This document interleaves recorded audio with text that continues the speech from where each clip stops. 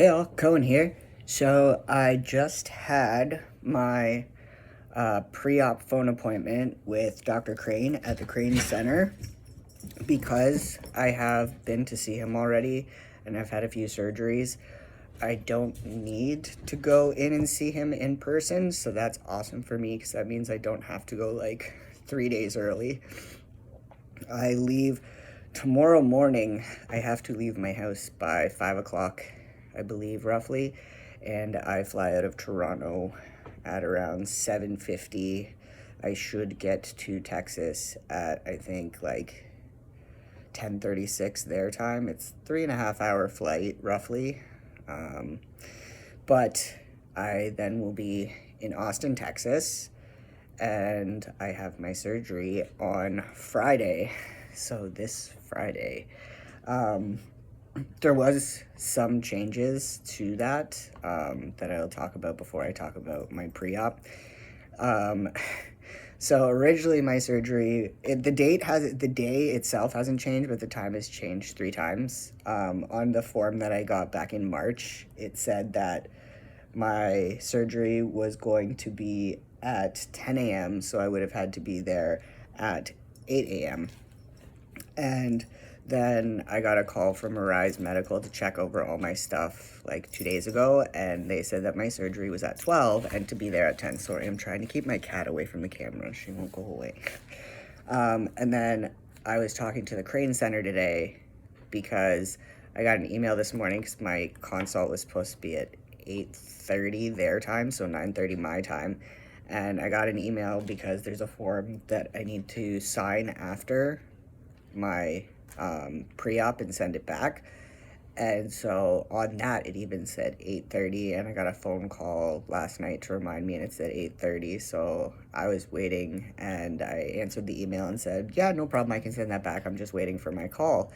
And they emailed me and said that my time for my phone call today had been changed to 11:30 their time, so 12:30 my time.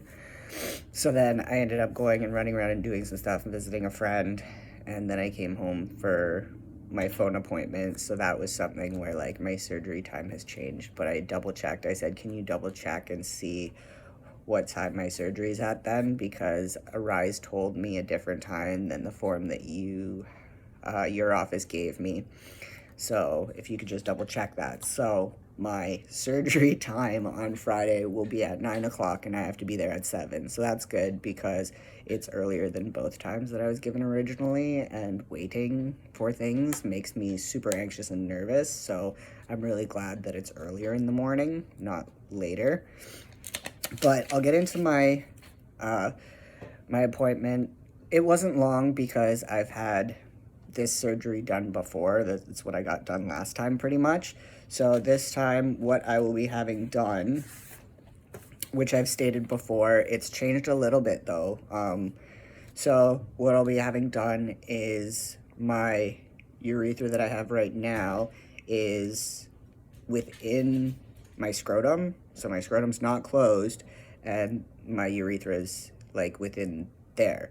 So what they're going to do is they're going to close up that area in between my scrotum. So my scrotum's here, and then my phallus would be here. So right here, there will be a urethra hole where I will pee from. And then next stage, it will be connected to the rest of my phallus, because my phallus will be closed up to make my urethra. So pretty much like right now, my phallus is kind of like where it's got a divot, so it's round, but like ignore that thing. But what I'm focusing on is right here, because this will be closed up and make my urethra, so then I will have the urethra in the center like everybody else is supposed to. But right now it is split so that the grafts can go in to make a wide enough space to attach my penis again to make that urethra. So this time, what originally was going to happen was that I was going to get the urethra done, because at that point where it is in the scrotum underneath the phallus is where it's called the hookup. So all it would have to do is my phallus be closed and it hooks up here. So then I don't have to worry about having this area that will it stay sealed closed, or will I have a fistula, that kind of thing. So getting that to that point will help out in my next stage. So that's what's going to happen there. Originally, I was supposed to have a mucosal mucosa graft, which they take from the inside of your mouth, so like along here inside. Most of the time, it's about this big and about like an inch wide. And for my grafts, I don't know if they would need to do both sides or just take from one. But I was told today that they might actually take skin from my groin instead. So when I go in for surgery, before when Dr. Crane comes in to talk to me, they're gonna see like what area looks best. I told him I would prefer not to go in the mouth. For me, I would rather have my pain localized in one area than have two areas of pain. But I said, like, whichever one kind of has the best outcome, but I would prefer it if you didn't have to take from inside my mouth. That would be great. So that might not happen. I might end up having a graft from my groin, which, fingers crossed, is what I will end up having, hopefully. And then because my phallus isn't being closed up, that's next stage, I do not need a catheter. So I thought I was going to end up coming home with like a suprapubic or a Foley or something like that, but from what I've been told, I do not need a catheter coming home. So I am stoked about that, because anybody who's gone through any type of surgery knows that catheters are a pain in the butt. They hurt. They have to stay in for a while, and if you travel with them, it is not fun. So I'm excited that that's something that I will not need. So they're going to lay grafts underneath my phallus, like I've told you before. If you would like more information, I do have other videos. Just anything labeled phalloplasty, you'll be able to find out any information about what I've been going through. If they do take skin from my mouth, the healing time is about 6 weeks, which generally is most areas. I know that when I had grafts taken from my hip before, it was closed up within at least 4 to 6 weeks. I asked about using iodine to clean the wound area after I shower or when I'm changing the dressing, because I had wound care after my last surgery, and they used iodine to clean it and saline, which I guess for me, because I have had a little bit of issues with like, I heal really quick, but I did get an infection that I needed to have wound care for. So it was one of those things where I asked, like, maybe it's something I could use ahead of time so that it's not something that I'll need to like have to deal with afterwards again. And they said that I could use the iodine and saline water if I wanted to. Again, I'm bringing Medihoney and Polysporin. I tend to use both depending. Medihoney works really, really well, so I prefer Medihoney. I asked about how to wrap and take care of my phallus, but they're going to show me that afterwards, obviously, at my post-op appointment. But I did want to just say, like, there's a few things that I was curious about, like if I wrapped it differently or something like that, if it would change any outcomes or things like that. I also asked because at the end of my phallus, where my glands is, because the graft isn't as thick towards the tip of my phallus as it is the base, it's kind of puckered and not like tucked, but it's restricting, and the tip of my phallus is heavier than the rest. So when that graft does get put in at the tip, that will take care of the fact that it's kind of puckering, so then it shouldn't be as bulbousy or bulgy, and it will actually like straighten out a little bit, because right now like it just depends, but most of the time it has a little bit of a curve. But I noticed that like I don't want to have like a bulgy penis, and if the weight of it goes stretches the skin a bit, I don't want to have that issue. But they said that it shouldn't be at all. I didn't ask too much more because honestly I've had grafts done twice now, so it's somewhat the same surgery. I just got better information that I might be able, not better information, just like more exciting information that I might not have to have a mouth graft and that I do not need a catheter. So those things will be great. It's going to alleviate a lot of stress for me. Starting tonight, I have to start my pre-op shower stuff. So I have this from before. It's called Hibiclens, from what I pronounce it, if I'm pronouncing it correctly. But this is what it is. I got it on Amazon, not too expensive. It's a good size for travel because you're not allowed to like travel with big bottles of liquids on planes. So what I also do, I think I showed you in my last video, but I'm putting all of my stuff already in a plastic bag because when you go to the airport, they start handing you out bags, and I don't want to get pulled over on the side just to explain that like I have like body wash for surgical purposes. But this is a medical grade antimicrobial soup. This is how I've been. Like the last week I've been not stressed with surgery, just like other stuff in life, and my words do not come out great. But either way, this is an antibacterial soap that is meant for surgery. It's to help reduce the number of germs on your skin and help prevent post-op infections. Wow, now that I've started saying things wrong, I'm just going to keep doing it, I guess. In the States, you can get it at CVS, Walgreens, and Target. Here in Canada, you cannot get it in stores. I've not been able to find it, but I did get it on Amazon, like I said, for a pretty decent price. So with this, you need a fresh washcloth, you need fresh towel, and clothes to put on afterwards.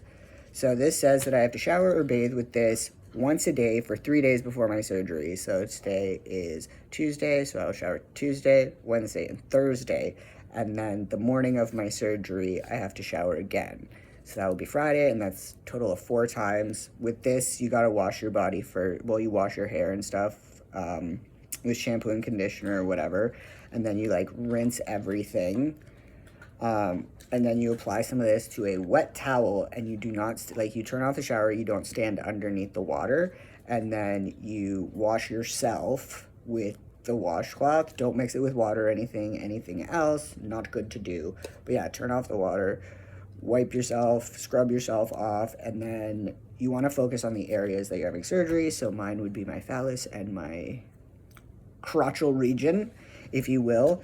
So I'm going to make sure to do that, and then once I've been completely scrubbed, I rinse off my body, and you're not supposed to wash with anything else. So once you're done rinsing this off, then you hop out of the shower and you pat yourself dry with a fresh towel. Don't put on powders, deodorants, lotions, or anything like that, and then put on fresh clothes. So that's what this is for. I did also get previously a form where it actually shows you the steps of like washing your body. So like obviously start back of your head, face, like you don't wash your face with this. You don't want to get this anywhere near your eyes or anything. So like you're gonna wash like here. So I say neck, not face, but like back of the head, neck, and then your arms, your chest, and then it would be like your thighs, and then it says to your crotch. It says to your crotch, your knees, and then your thighs, but I don't know specifically, like, it's from the top down. So it's one of those, this is how I washed before, and there were no issues. I also have another post-op care thing, but that's more for, like, wrapping and stuff. So I'll do a video after surgery when I have my post-op. I'll do a video after surgery, and then I'll also do a video after my post-op so that you guys do have more information. But I kind of wanted to just do the pre-stuff and then let you know what I chit-chatted about with Dr. Crane. We didn't talk about anything for next stage. That's usually something we talk about at post-op, but I usually wait 6 months to go back for surgery. That's what I've been doing. So I will probably end up going back end of October, beginning of November, depending on what's going on with myself and my family.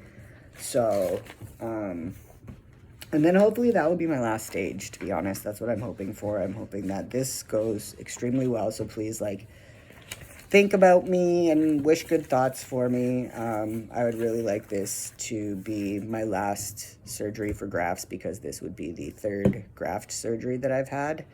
But I'm very hopeful.